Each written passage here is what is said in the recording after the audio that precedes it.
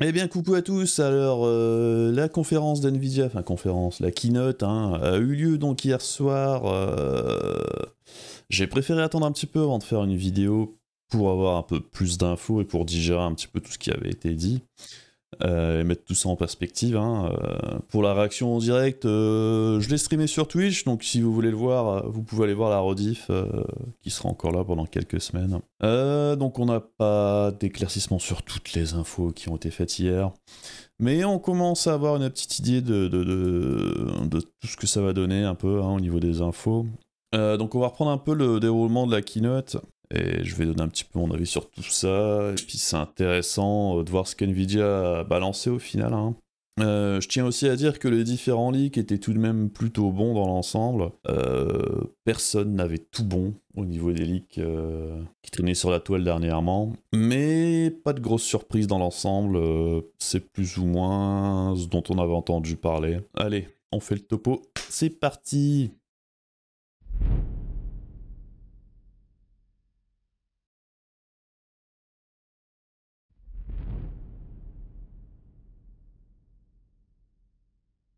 Alors, dans un premier temps, Nvidia a fait un gros focus sur sa suite logicielle et sur l'intelligence artificielle. Nvidia est plutôt en avance là-dessus par rapport à AMD, donc c'est normal qu'ils appuient sur ce point-là, et ils ont raison de le faire de toute façon. Tout ce qui est techno, RTX Voice, les utilitaires webcam, hein, qu'ils ont montré donc, pour le faux fond vert, et aussi la cam qui suit, enfin bref, les effets de flou, tous ces trucs-là. Intéressant. C'est des bonnes techno. C'est très orienté streamer quand même, ou youtubeur, mais c'est quand même sympa, je trouve. On n'a pas eu d'infos sur le N20, s'il y avait un nouvel encodeur ou pas. On saura ça peut-être plus tard, mais ça aurait été intéressant de le savoir pendant qu'il parlait de tout ça. On a aussi une histoire de technologie de réduction de la latence en jeu. Pourquoi pas. Enfin, je pense qu'AMD avait une techno dans le même genre, je sais plus le nom, mais c'est pas la première fois qu'on voit un truc comme ça passer. Bon, c'est bien, hein, tant mieux. Pour les joueurs pros, je pense que ça peut avoir une plus-value. Mais bref, toutes ces petites technos, alors pour ceux qui sont déjà équipés en matos, c'est pas forcément hyper utile, mais pour quelqu'un par exemple qui se lance dans le streaming ou dans les vidéos YouTube et tout ça, c'est franchement pas mal. Ça apporte vraiment une plus-value aux cartes, je trouve, aux cartes Nvidia, parce que du coup, pas besoin forcément d'acheter un processeur hyper puissant pour pouvoir faire de l'encodage. Pas besoin de fond vert, pas besoin d'avoir un micro incroyable ou de techno pour occulter les sons gênants autour de soi. Donc si on est quelqu'un avec un budget assez limité, ça te permet de se lancer dans des conditions plutôt correctes, et c'est franchement pas mal. Nvidia a aussi pas mal présenté sa technologie pour faire des machinima. Donc les machinima, c'est des films réalisés à base de moteurs de jeu. Et donc là aussi, hein, ils ont montré un peu les progrès qu'ils ont fait au niveau de l'IA sur les cinématiques avec différentes technos à apporter. Donc on voyait par exemple qu'il y avait des technos de synchro labial ou de... Rien qu'en se filmant, en bougeant la webcam, on pouvait animer un personnage dans un moteur de jeu. Ça peut paraître... c'est anecdotique, je pense, pour les joueurs en général, mais pour des petits studios de développement de jeux vidéo, ça peut être vachement bien. Parce que bon, ça permet de faire des animations plutôt correctes et réelles au niveau déplacement, sans avoir besoin d'avoir un studio de motion capture qui coûte super cher. Et la synchro labiale, c'est quelque chose aussi qui coûte très très cher à produire correctement. Et d'avoir quelque chose avec une IA pas dégueulasse qui permet d'éviter ça. Alors pour les gros développeurs, peut-être pas trop d'intérêt, mais je pense que pour les petits studios, ça peut être vachement bien. Donc encore une fois, un petit plus, hein. Mais bon, c'est pas forcément exclusif aux cartes joueurs, hein, donc c'est l'écosystème global Nvidia qui commence à être quand même assez costaud. Bon là ensuite, pour ce qui est des cartes, Le matos en lui-même, je pense qu'il y a eu pas mal de choses rushées en dernière minute par le marketing. Que ce soit au niveau du nombre de culs d'accord ou de la finesse de gravure, hein, je veux dire, il y a des partenaires d'NVIDIA qui avaient reçu la veille encore des infos sur la finesse de gravure, sur comme quoi ce serait du 7 nanomètres Samsung. Au final, ils ont appelé ça du 8 nanomètres custom par NVIDIA. Bon, alors je pense qu'ils ont hésité jusque la fin pour l'appeler du 7 nanomètres pour pouvoir dire qu'ils étaient au même niveau qu'AMD chez TSMC. Mais je pense que ça aurait été faux. Au final, le 8 nanomètres Samsung, même customisé par Nvidia, reste un node qui a un cran en arrière de ce que AMD a accès chez TSMC, qui sera plus performant et sûrement plus efficace énergétiquement que ce qu'NVIDIA a proposé ici. Donc bon, évidemment, du coup, Nvidia n'a pas parlé des problèmes que ça implique au niveau de la chauffe et de la consommation énergétique. Ils ont juste présenté leur ventilateur, formidable ventilateur, meilleur ventilateur du monde, mais ils disent pas pourquoi ils avaient besoin d'un ventilateur aussi performant. Je ne doute pas que les cartes Founder Edition soient relativement silencieuses, mais encore faut-il avoir un boîtier correct. Parce que bon, Nvidia là, ils auront vraiment poussé la techno de Samsung au max pour frapper un grand coup. Je pense qu'ils veulent éviter de se faire surprendre par AMD. Je pense qu'ils savent qu'AMD a quelque chose en prépa d'assez costaud derrière. Je pense que si Nvidia tape aussi fort là, c'est pas pour rien. Point intéressant aussi au niveau des features, Nvidia a pas mal développé le RTX I.O. Ça pendant le stream, ça m'a, enfin, comme on discutait en même temps, j'ai un peu zappé, mais plus intéressant que ça en avait l'air. C'est ce qu'on avait appelé le NVCache dans les leaks il y a quelques mois. Donc ça permet en gros d'utiliser la mémoire système, donc RAM et SSD en mémoire vidéo. Donc c'est un peu équivalent à ce qu'on retrouve sur la PlayStation 5 et la Xbox au niveau de la gestion du SSD. Et je pense que c'est clairement ce vers quoi le gaming se dirige. Donc c'est pas étonnant de voir ça débarquer sur PC, et ce serait pas non plus déconnant, hein, comme j'ai déjà dit par le passé, de voir les jeux PC réclamer un SSD performant pour pouvoir jouer dans de bonnes conditions au titre dans le futur. Donc, attendez-vous à plus ou moins moyen long terme à avoir besoin d'acheter des SSD pour jouer sur PC et non plus juste pour mettre Windows dessus. Ça tombe bien puisque le prix des SSD devrait baisser d'ici peu. Hein. Il y a quelques news là-dessus si vous cherchez à droite à gauche sur le net, mais je pense que la RAM et les SSD devraient baisser. Oui, donc le PCI Express 4.0, ça va prendre de l'importance. Je pense que de plus en plus de benchmarks s'effectueront sur les Ryzen, puisque Intel n'a toujours pas le PCI Express 4.0 un an après son arrivée chez AMD. Et je pense que ça va pas arriver tout de suite. Ça donne encore une fois un avantage à AMD au niveau des processeurs. C'est pas comme s'ils en avaient vraiment besoin. Mais j'avoue que là, si vous achetez du Intel, j'ai du mal à comprendre. L'avantage, entre guillemets, qu'ils ont encore dans les jeux vidéo, ça devrait être complètement effacé avec Zen 3 qui arrive d'ici la fin de l'année, voire début d'année prochaine pour la dispo réelle. Enfin, moi, j'aurais du mal à recommander d'acheter du Intel actuellement en processeur. Si vous changez pas de matos régulièrement, clairement, faut partir chez AMD. Enfin, je veux dire, le PCI Express 4.0, c'est peut-être pas ce qu'il y a de plus important actuellement, même s'il y a des jeux comme Horizon Zero Dawn sur PC. Il y a déjà une différence quand on passe sur le PCI Express 4.0. Chose qui n'était pas le cas vraiment jusqu'ici, et je pense que ce sera, au plus on avance, au plus la différence sera importante. Donc si vous achetez pas de PC régulièrement, et que vous êtes intéressé par exemple par les 3080 ou les 3070, achetez du processeur AMD. Hein. Bon alors après, pour revenir aux cartes, pour les performances brutes, on a une petite idée de ce que ça donne. On a une vidéo de Digital Foundries qui sert un peu de benchmark avant les benchmarks.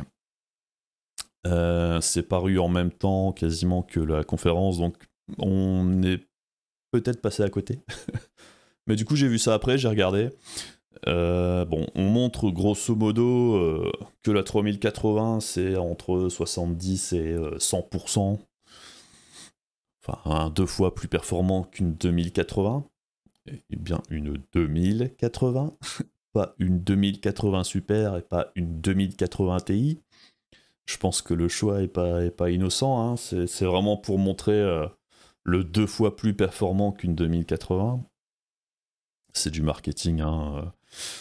Mais en fait, au final, c'est un peu ce qu'on attendait, la 3080, entre 50 et 70 plus performant qu'une 2080 Ti. Et c'est ce à quoi on s'attendait au final, hein. Donc pas de vraie surprise à ce niveau-là. Ouais, donc si vous avez une 2080, une 2070 Super, voire une 1080 Ti, ben, il faut s'attendre à avoir une carte qui fait à peu près 2 fois les performances de ces cartes-là. Ce qui est quand même assez énorme. Au niveau du prix et des cartes qui ont été présentées, donc on avait la 3080 qui serait proposée à 700$, la 3070 à 500$, et la 3090 à 1500$. Alors si on ramène ça en euros, bah, c'est à peu près 700-750 € pour la 3080, 500-550 € pour la 70, et pour la 90, sûrement 1550-1600. Pourquoi c'est plus cher que le dollar alors que si on fait la conversion, c'est au niveau des taxes, hein, donc c'est ni plus ni moins. Les prix donnés en dollars, c'est toujours des prix hors taxes. Faut le savoir. Donc, on peut quasiment faire, quand ils annoncent un prix de 700$, on peut s'attendre à du 700€ minimum, mais sûrement un peu plus. Donc, bon, c'est plutôt agressif au niveau des tarifs. Surtout quand on sait, enfin la 3070, j'en ai pas parlé, mais Nvidia l'annonce comme aussi performante qu'une 2080 Ti pour 500$. C'est quand même agressif. Il y a beaucoup de monde qui s'y attendait pas. Moi perso, j'en parle depuis un moment, la 2080 Ti. Bon. Donc oui, là on se retrouve avec une carte à 500$ qui aura le même niveau de performance. Ce qui montre encore une fois que la série 2000, c'était un peu de l'enculade, hein. C'était une génération vraiment trop chère. Si on compare au niveau... Par contre là, si on prend le niveau de performance et si on prend l'inflation, au final la 3070, si on compare à la 970 qui était à 400 balles, hein, je pense à l'époque, plus ou moins, la 1070 ça devait être dans les 500 je pense. On reste dans la même fourchette de prix, mais on retourne à quelque chose de plus correct au niveau performance. Enfin, la génération Touring était vraiment overpriced, quoi. Enfin, c'était trop cher. Donc là, on retombe un peu dans les mêmes eaux que la génération 1000, ce qui est pas plus mal. Après, il y a un gros trou entre la 3080 et la 3090, hein, c'est quasiment le double de prix pour la 3090. C'est énorme parce qu'il n'y a clairement pas 2 fois les performances, loin de là. Je pense qu'NVIDIA se laisse de la marge. La 3090 c'est fait pour remplacer la Titan, je pense. Nvidia cherche à simplifier sa gamme, tant mieux, c'était le bordel. Je pense qu'Nvidia se laisse de la marge. Pourquoi ? Ben, au cas où AMD a des cartes intéressantes à mettre en face. Je pense pas qu'Nvidia baissera ses prix, mais ils proposeront des cartes en plus. Qu'est-ce qui empêche Nvidia de sortir une 3080 avec 20 Go de RAM ? Il y a déjà des rumeurs là-dessus. Rien. Et s'ils veulent une carte plus performante que la 3080, autre qu'avec la RAM qui n'augmente pas forcément les performances, hein, on le rappelle. Qu'est-ce qui les empêche de faire une 3090 avec 12 Go de RAM et avec des unités de shader en moins, ce qui nous donnerait ce qui était avant les 3000, enfin les 2080 Ti ou les 1080 Ti, qui était une Titan castrée. Qu'est-ce qui les empêche de faire ça ? Absolument rien. En l'appelant une 3090 12 Go, enfin, à voir. Mais je pense que oui, simplification de la gamme, c'est cool. Pour les gens qui s'y connaissent pas trop, c'était un peu le bordel, hein. Souvenez-vous, la série des 1660, on a eu la 1660, la 1660 Ti et la 1660 Super. La 1660 Super qui est sortie après la TI mais qui était moins performante, bon pas de beaucoup, hein, mais moins performante quand même. Pour l'acheteur lambda, ça ne signifie rien du tout. C'est n'importe quoi. Donc oui, un rafraîchissement de la gamme plus simple, c'est cool, c'est bien. Alors après, mauvaise nouvelle, hein, c'est pour les possesseurs de série 2000. On s'est fait entuber, enfin vous vous êtes fait entuber. Si vous ne l'avez pas revendu, ça fait... Dans chacune de mes vidéos hein, sur Ampère, je le dis à chaque fois, revendez votre 2080 Ti pendant que ça vaut encore de quelque chose. Ça me faisait rire, hein, moi, quand je voyais des gens qui parlaient dans les commentaires, enfin pas forcément de mes vidéos, mais sur le net, les gens avaient l'impression que les performances seraient pas vraiment beaucoup plus hautes et que malgré tout ça exploserait à AMD, mais que par magie, le prix de la 2080 Ti ne baisserait pas énormément. Enfin, faut réfléchir 2 secondes, hein. Tous les signes étaient là. Déjà, changement de finesse de gravure. Augmentation des performances, deuxième révision de la technologie ray tracing.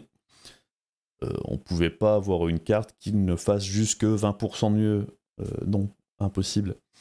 La dernière fois qu'on a réduit la finesse de gravure, c'est quand on est passé à Pascal, donc la série 1000. Souvenez-vous le gap qu'il y avait eu à l'époque. Entre la 970 et la 1070, c'était énorme. Et là, c'est la même chose, voire encore plus. La génération 2000 était trop chère, tout simplement. Donc, j'espère pour vous que vous avez revendu votre 2080 Ti ou votre 2080 Super ou normal ou le. Si c'est pas encore le cas, essayez de trouver un pigeon, mais ça va pas durer longtemps.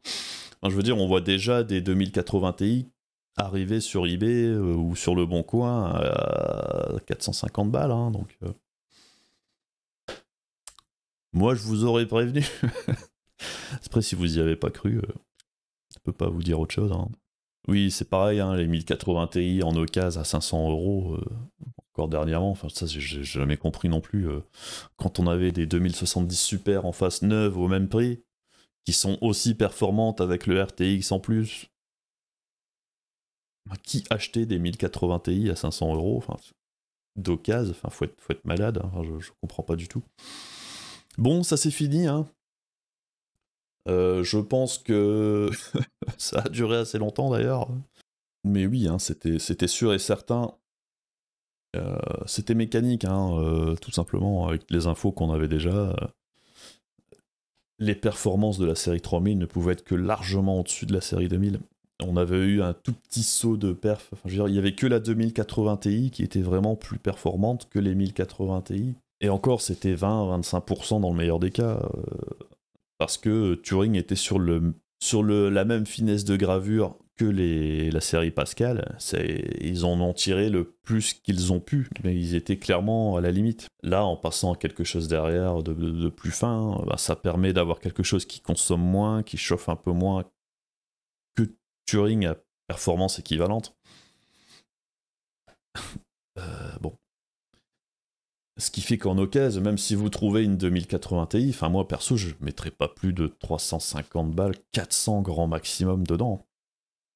Ce qui reste une très bonne carte à un prix correct du coup, mais en occasion, avec une 3070 à 500 balles, qui chauffera moins et qui consommera moins avec des nouvelles features et avec un RTX plus performant, pourquoi j'irais acheter une 2080 Ti à 500 balles Non. Non. Donc bon courage si vous êtes resté avec et que vous voulez la revendre. Je pense que la limite à la revente c'était il y a 15 jours. Là maintenant c'est trop tard. Hein. Je pense que vous êtes baisé. On aura enfin des perfs, je pense, équivalentes aux 1080 Ti, 2070 Super et 5700 XT en dessous de 300 balles quand les nouveaux modèles sortiront en dessous des 3070. Je pense que la 3060 sera dans ces eaux-là. Ça devrait être. La 3060, elle sera peut-être un peu au-dessus. Je pense que la 3060, ouais. Ça devrait coûter 400 balles, à mon avis, et ça devrait être équivalent à la 2080 Super, je pense. Alors par contre, au niveau de la disponibilité, je ne m'attends pas à ce qu'il y ait beaucoup de cartes en vente à la sortie. Donc si vous voulez une 3090, si vous avez l'argent à dépenser dedans, ben, je pense que achetez-la direct si vous en trouvez une. Parce que le stock sera très limité, clairement. Les 3080, il y en aura plus, mais il n'y en aura pas des millions dans un premier temps. Encore une fois, je pense qu'NVIDIA cherche à jouer la montre et à taper avant qu'AMD n'arrive, et aussi avant les consoles, pour que les gens, s'ils ont un choix entre une carte graphique très puissante et des consoles sur le papier moins puissantes, les gens se dirigeront vers les cartes graphiques de nouvelle génération. C'est aussi pour ça que je pense qu'NVIDIA tape aussi fort et avec des prix plus attractifs. C'est parce qu'il y a de la concurrence ce coup-ci. Donc voilà, ça c'est un peu en gros ce qu'on a appris hier. On savait déjà à peu près tout ça dans les grandes lignes. Hein. Bon, la vidéo de Digital Foundry, ça permet de confirmer ce qu'on supposait. La 3080 entre 50 et 70% plus performante qu'une 2080 Ti. Et la 3090 entre 70 et 80% plus performant qu'une 2080 Ti. C'est très bien, c'est très bien. Pas de grande surprise. Je dirais c'est plutôt au niveau du tarif, moi, que j'ai été surpris. Je m'attendais à un petit peu plus cher, mais bon, on va pas se plaindre de payer moins cher pour des performances enfin supérieures, vraiment supérieures à la vieillissante 1080 Ti. Hein. Ça fait plus de 3 ans. Il était temps. Mais bon, au final, encore une fois, pourquoi Nvidia fait ça? C'est parce qu'il y a de la concurrence et aussi parce qu'AMD, qui est resté très silencieux jusqu'ici, je pense que là, on aura quand même quelque chose à se mettre sous la dent.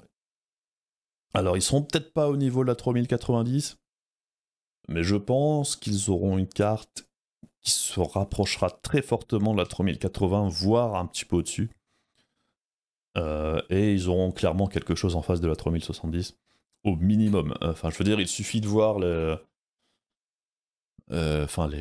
GPU qui équipent les consoles, on les annonce équivalents à une 2080 Ti.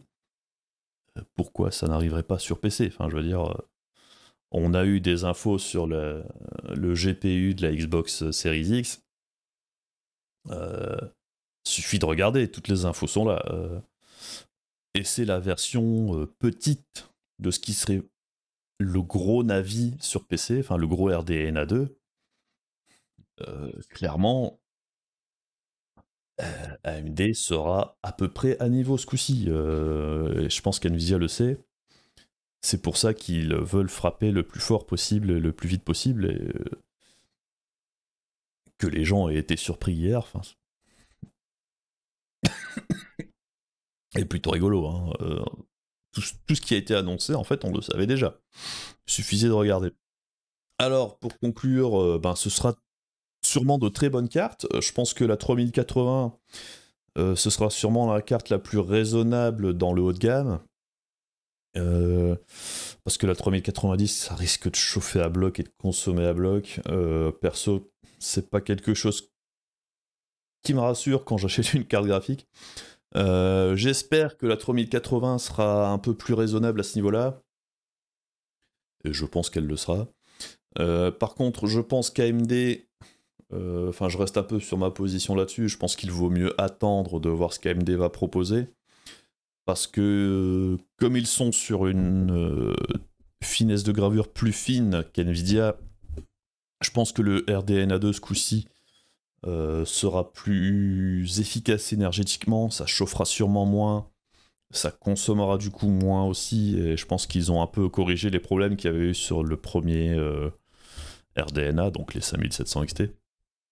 Il y avait quelques problèmes à droite à gauche, au niveau de la gestion de la RAM et compagnie, qui fait que la carte n'était pas aussi bien qu'elle aurait pu être. Ça restait de très bonnes cartes, hein, mais bref, moi mon conseil, si vous êtes purement gamer, c'est d'attendre encore un petit peu d'ici la fin de l'année pour voir si Nvidia se réajuste, voir ce qu'AMD a proposé. Parce que je pense qu'AMD est en train de nous faire la même chose que ce qu'ils ont fait sur les processeurs. Hein. Souvenez-vous, Ryzen 1, concurrence à Intel, oui, légère, avec quelques problèmes. C'est un peu ce qu'on a eu avec le RDNA 1. Les Zen 2, enfin les Zen+, on était à peu près à niveau. Après, on a eu les Ryzen 3000. Là, on commence à dépasser Intel sur quasiment tous les points, à part le gaming. Et là, les Zen 3 qui arrivent à la fin de l'année, là, ils vont les éclater. Hein, ils vont éclater Intel, tout simplement. Sur tous les tableaux. Là, je pense qu'AMD est en train de nous faire la même. Je pense que là, ils vont rattraper Nvidia dans les grandes lignes, hein, en étant encore légèrement en dessous. Ce qui sera intéressant, c'est de voir si à la prochaine génération, ils vont transformer l'essai et là être au-dessus. Alors après, je suis pas fanboy AMD. Hein, je veux qu'il y ait de la concurrence parce que ça évite ce qu'on a eu sur la génération Turing qui était de l'arnaque. Enfin, c'était clairement du bêta-test du RTX avec des performances pas terribles. Et en rasterisation, enfin en performance normale, on n'a eu rien, ou pas grand-chose. Et le pas grand-chose était payé très cher. J'ai eu la 2080 Ti, c'est une bonne carte, hein. Franchement, il n'y avait pas mieux à l'époque. Mais ça valait pas 1200 balles. Moi, je l'avais payé 1050, je crois. J'aurais pas mis plus, bref. Alors après, évidemment, hein, si vous avez un écran que G-Sync, vous devez rester chez Nvidia. Si vous avez besoin du NVENC, si vous avez besoin du RTX Voice, si vous avez toutes les technos d'Nvidia propriétaires, restez chez Nvidia. Enfin, je veux dire, il n'y aura pas de problème à ce niveau-là. Si vous êtes sur le point de changer de matos, c'est pareil au niveau des processeurs. Hein, attendez un petit peu. Clairement, à la fin de l'année, on aura des infos sur les prochains processeurs AMD qui s'annoncent quand même assez monstrueux. On attend du 20% de perf en plus au niveau des jeux et en global. On verra bien ce que ça donne. Au niveau des cartes graphiques, on aura là toutes les cartes qui sont sorties chez Nvidia comme chez AMD. Et on verra s'il y a des réajustements, on verra ce que ça donnera au niveau de la guerre des prix. Attendez encore un petit peu, mais déjà là c'est encourageant. Enfin, je veux dire, je suis content d'avoir eu ce qu'on a eu hier. On aura enfin des performances supérieures à un tarif plus correct. Bon voilà, tout ce qu'on pouvait dire pour le moment. J'espère que la vidéo vous a plu. N'hésitez pas à venir faire coucou sur le stream. N'hésitez pas à lâcher un petit commentaire, des pouces, des machins pour l'algorithme YouTube, comme ça il sera content et moi aussi. N'hésitez pas à revenir. Des gros bisous. À la prochaine. Salut.